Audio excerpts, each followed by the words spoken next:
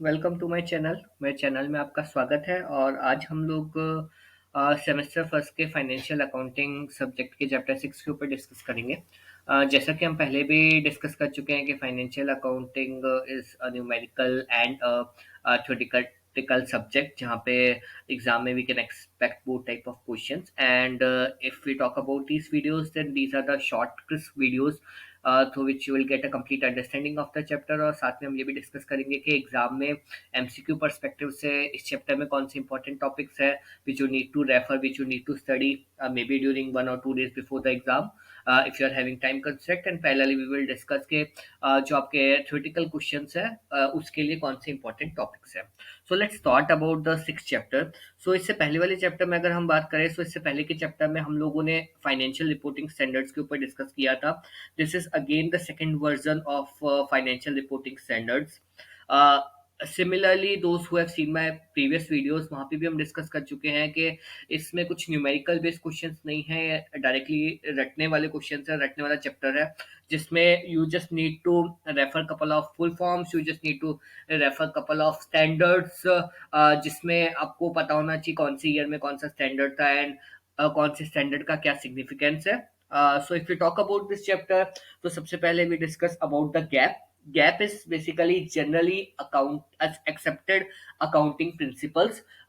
We can say जैसा कि नाम भी बता रहा है, generally accepted accounting means जो accept किए गए हैं सबके द्वारा एक सेट ऑफ प्रिंसिपल्स जो कि रिलायबल है एंड जो कि जिसपे एक यूजर्स का ट्रस्ट है और उनके लिए अंडरस्टैंडेबल है, that we call as the GAAP. So firstly आपको गैप की फुल फॉर्म पता होनी चाहिए। After that it comes the international financial reporting standards.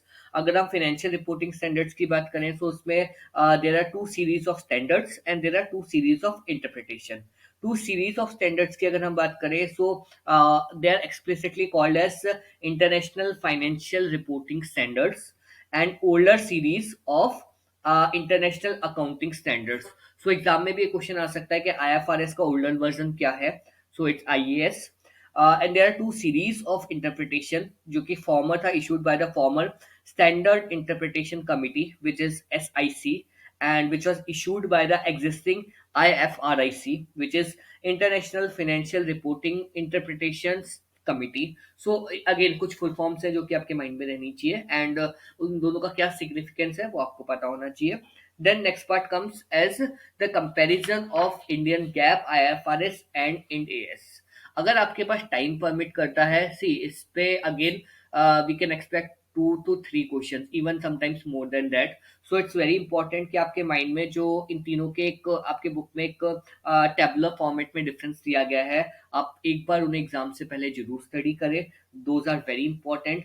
जैसे अगर उसमें कुछ दिया हुआ है like what are the components of financial statement, what are the certain formats, what is the definition of material with respect to GAAP, IFRS and Ind AS। तो अगर हम IFRS और इंड AS की बात करें that are quite similar, means आपको 70-80% cases में वो मिलेगा सिमिलर टू IFRS। अब जैसे एक पॉइंट है एक्स्ट्राऑर्डिनरी आइटम्स, ठीक है। अब क्वेश्चन एग्जाम में इस टाइप का क्वेश्चन आ सकता है कि which entities are not according to which format the entities are not permitted and we are not putting anything as extraordinary. So it's IFRS और Ind AS।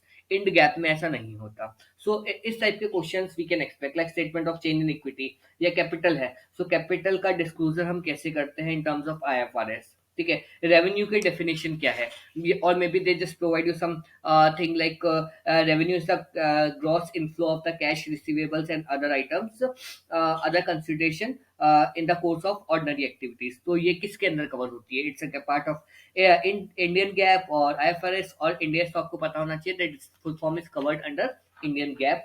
Similarly, there are certain measurement terms, there are services rendered, item to be disclosed, again EPS, again in terms of EPS, extraordinary items, mandatory convertible instrument, there are certain segments, determination of the segments।